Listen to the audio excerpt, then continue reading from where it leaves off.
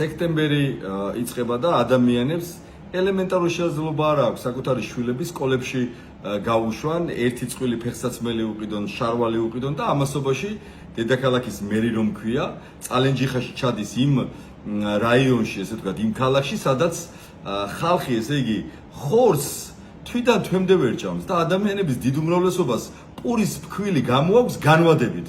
თავად დადის ფერარით 1 მილიონიანი ავტომობილით გადაადგილდება და ამას აჩვენებს ხალხს.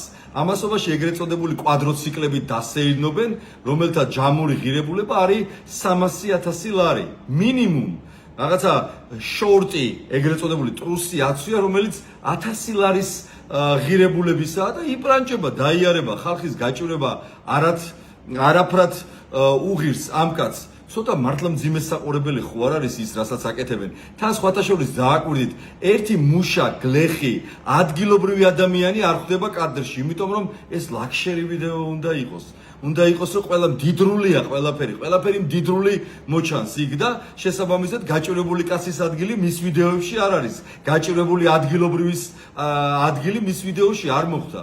ეს არის აბსოლუტური გარეწრობა. ეს არის ძალიან მძიმე დამოკიდებულება საქართველოს მოქალაქის მიმართ. ამიტომაც მნიშვნელოვანია 4 ოქტომბერს ყველანი ერთად შევიკრიბოთ და ეს კრიმინალური ბანდა